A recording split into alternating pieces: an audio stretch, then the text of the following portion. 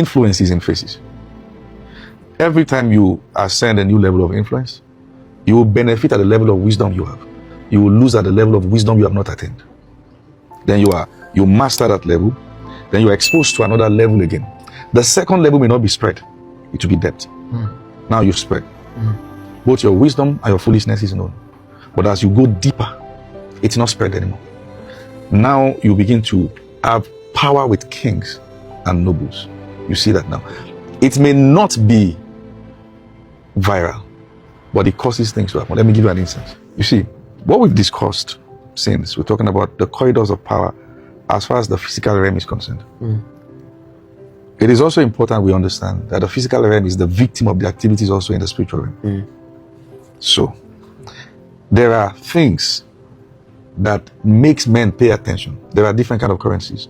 Attention is a currency. People don't listen until there is a calling to listen. Influence is a responsibility. You cannot say, you don't have the luxury of saying, I will make sense tomorrow. If you have showed up, make sense now. You may not know what you have lost once you are foolish. But that you have lost is certain. PLO Lumumba told me, I asked him, how have you managed to be a very good speaker? He told me, I read. Told me 3 rules. Read. So I thought the rules would be different. Then he said, rule number 1, you read. Rule number 2, you read. Then rule number 3, you read. And then PLO told me, you can read 8 books in a month. Told me it's possible. You only need to do 100 pages of a book every day, which means you need 3 hours of concentration. And then he told me, never dress up like a young person. You are young, but you must understand the concept of garments when you enter in corridors of power. So he told me, change how you dress. From today, I want to see you in suits. He taught me how to walk. He told me that your shoulders should always be high, your head should always be high. When you greet someone, there are 5 things that happen just in a greeting. He told me, when you stretch your hand, before the other person stretches their hand, it shows readiness. When you shake like this, it shows comfort. When you maintain eye contact, it shows trust. When your hands are not sweating, it shows composure. And when you greet the person for at least 10 seconds without releasing your hand, it shows confidence. And let me add one. When you hold the hands up, it's dominance. Thank you. So he taught me that. And now these concepts began to do something in me. By the time our home was... when you came to my office today, and you shook hands with the people you met there, that was my first impression. I said, it's different. That's not Nigerian.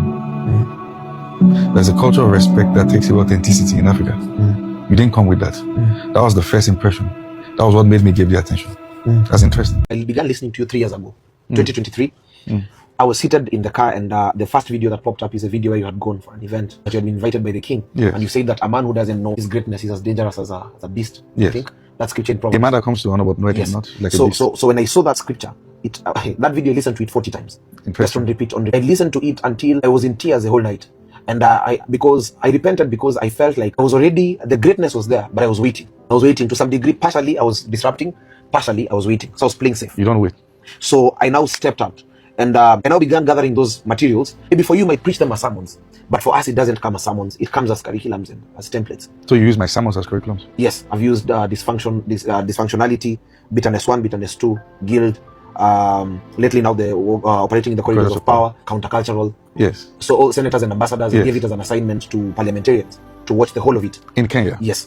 I converted those sermons. So I watch the sermon. Then when you give a scripture, I write it down, and then I will break the principle in that. Yes. And then now we see how can it integrate as a principle in public speaking, even the methodology of communication. Yes. So I study 4 people in Nigeria who really contributed a lot in terms of our content for public speaking.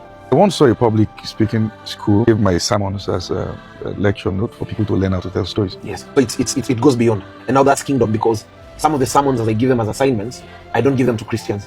So they say that man speaks well. So they will not acknowledge the pastor, like the podcast you did with Giz Baba on disruption. That's what I used to create the curriculum for. We have something called public speaking for creatives.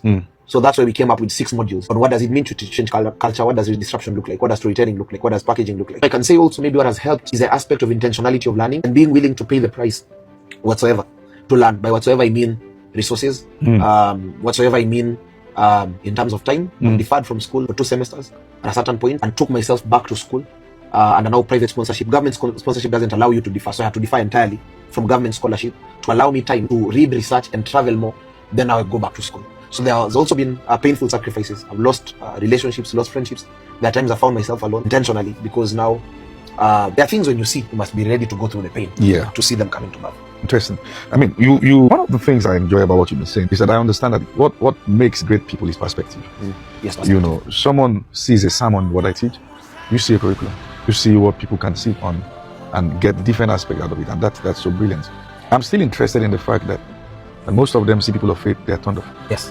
Can we get a bit into the reasons? I remember there's a graphics designer I had. He used to work with a pastor. So he will tell me, I'll do the poster faster. And it's a poster on public speaking. Then he puts fire in the background. Many Christians trying to run organizations are not succeeding at it because of the way they present it. So people that should be attracted to it can't come because they've added certain names. You want to get deeper into that? Yes. Do you know that there are posters that look churchy? Like there is a church graphics designer and there's a corporate graphics designer. From the fonts There are to two the different. colors, There are two very different. different. Yes. Even the logo of an organization. And then most church graphics designers stay in church overnight, praying and all that. So they don't have time for exposure to go in like business meetings because you cannot unsee what you see. I remember there's a graphics designer I had. He used to work with a pastor. So he will tell me, I'll do the poster faster. And it's a poster on public speaking. Then he puts fire in the background. It puts fire in the background. He puts fire in the background. So I kept on correcting him. He comes back after 20 minutes. So I told him, don't work. For the whole of this week, I'll take you to malls. We'll just go have ice cream. I'll take you to Village Market. Village Market is like one of the top malls. We go for a business meeting. I realized he doesn't know even how to talk to girls because all the time he's in church overnights. Then he's with the pastor in vigils and missions. Then comes back home, sleeps again, wakes up, goes on the laptop, does editing. So I told him, you need to learn chess. You need to learn draft. Your creativity is so clogged up. You need to look at different fabrics of suit. I asked him, tell me 5 brands of watches. He doesn't know any. Tell me 5 brands of cars. Tell me aircraft. So I had to first watch with him documentaries. And even I needed to help him because he did not even know about colognes. With that kind of mind, you will have to put fire behind your pictures. Yes. Exposure is key. And we limit exposure. How is he now? He's now running a company. He's employed 12 people. He grew. But it took a journey of 2 years. Intentionally. And I first had to disconnect him deliberately with the church folks. Church girls. Are you saying the church girls? Yes. Talk about that. Voice of Africa by Africans.